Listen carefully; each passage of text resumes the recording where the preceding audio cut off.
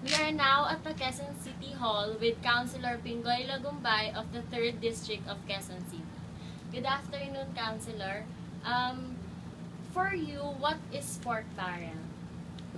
For me, Tin, pork barrel, ito yung sinasabi nilang funds na ina-allocate, no?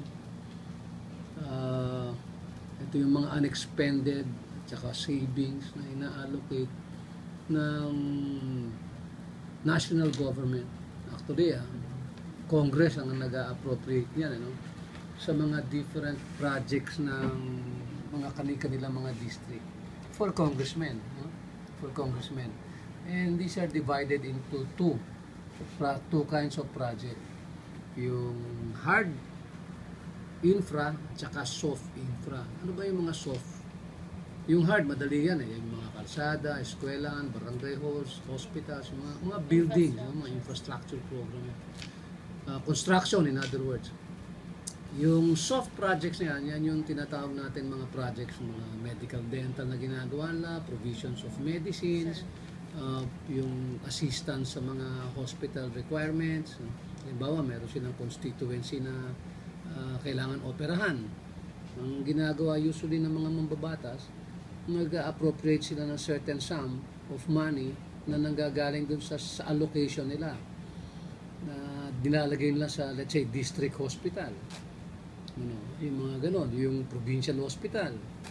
O kaya, nilalagay nila sa mga national hospitals, kagaya nung hined ng lolo mo, yung Quirino Memorial Medical Center.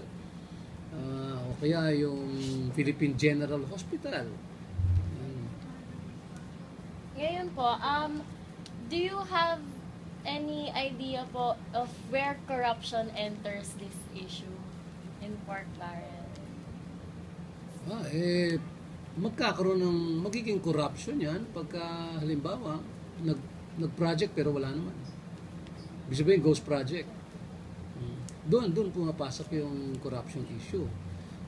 Pag gumagawa ka ng project, halimbawa, nagpagawa ka ng kalsada, yung kalsadang pinagawa mo sa loob ng isang buwan, sira-sira na.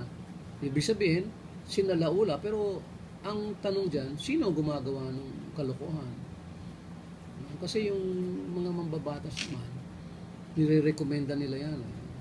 And it goes through a bidding process. May mga implementing agencies, in other words. Gaya ng pag sinasabi natin yung mga hard infra, usually, ang nag-i-implement yan ay DPWH. Ngayon, yung sa mga soft infra, yung mga hospital. Ngayon, recently nga, mayroong mga lumabas na issue na dinadaan nila sa mga NGOs, no? Sa mga foundations. Sa kami dito sa city government, wala kaming ganun eh.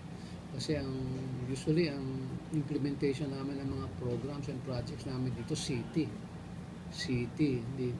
Hindi ako, never pa akong nagkaroon ng instance na programs and projects implemented by NGOs. In partnership, meron kami. Halimbawa, yung kagaya ko sa scholarship ko. Meron akong scholarship, pero ito, in-offer sa akin ng isang eskwelahan. Nagpo-provide lang ako ng students dito. Yun sa parte ko, magpo-provide ako ng students para dun sa mga short courses nila. Like for example, yung automotive mechanic. Meron silang short course na 4.5 months. Ako ang mag-identify ng beneficiary from my district. Papasok ko sa kanila. Pag nag-qualify, diretso na yon. Kukuha siya ng course dun sa eskwelahan na to for 4.5 months. Pero ang condition doon, kailangan tapusin yung kurso. Mga ganyan, no?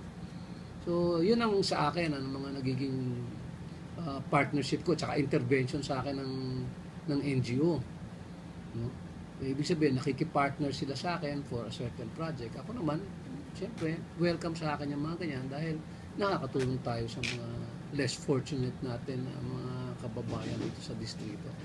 Ano po, do you have any idea of how much is the pork barrel allotted for the Senate and the Congress? Alam mo naman yan recently, no? Recently, nakikita naman, naririnig natin na ang Senate, may allocation sila na 200 million per senator. Tapos 70 million per congressman. Ano po, dun po sa current issue ng pork barrel, what is your stand? Or any comments on the current issue? Ako naman, sa akin, yung paggamit ng yung pork barrel, actually ano yun yan ay bansag lang yan dun sa yung tinatawag na PDAC, no? Yun yung priority development yun yung PDAC, no? Appropriations Fund. Pag gagamitin mo siya sa tama, walang problema, di ba? Kailangan kasi ng tao yan. Una, kailangan ng mga tinatawag na farm to market roads. Hanggang sa ngayon, laki rin akong probinsya, nakita ko rin yan.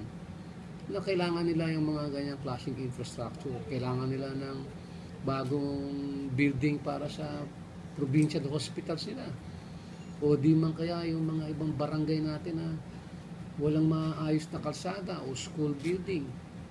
Alam mo, nakita natin lahat sa mga yan sa pag-iikot ko sa buong Pilipinas. Nung time na ako very much involved sa Councilors League, nakita ko na marami pa tayong infrastructure na dapat mailagay in place kung napakarami nating hangarin. Ang dami yung pwedeng mangyari. Kaya nga sinasabi ko, pag gagawin at gagamitin yan sa tama, walang problema. Yung problema lang dyan, pagka ginamit yan sa hindi tama. Gaya ng sinabi mo, maghahatid ka ng proyekto, pero wala ka namang proyekto na hatid. Yun, mali, di ba? Pero yung konsepto na yan, maski pa panahon ng tatay ko, meron na yan eh. Ang ibig sabihin, meron ng tinatawag silang yung provincial and district assistance program funds. At taon-taon, ina-appropriate yan ng Congress. Kasi hindi naman kaya ng national government i-program lahat eh. Hindi lahat nakikita ng national government. So yan serves as an assistance to the national government in its performance of delivering the services to the people of the country. Ngayon, kaya nga yung iba nung araw, Countrywide Development Fund, CDF nga ang tawag dyan nung araw eh. Countrywide Development Fund. Na iba-iba na ang pangalan niya.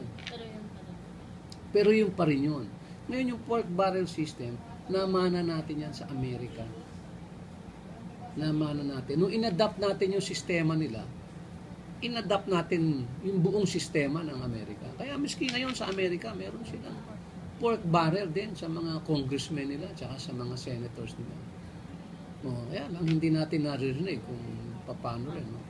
Ang paggamit, dahil hindi natin concern yun, Amerika yun. Ang concern natin yung sa atin. Kaya lang naman yan ngayon hot topic kasi nga merong sinasabing whistleblower at ang source na ginamit nung nagpapaikot ng pondo legislative funds. Funds that were allocated and appropriated for use of the different legislators of the lower house and the upper house. Okay, thank you po sir. Yun lang po yung mga questions po namin.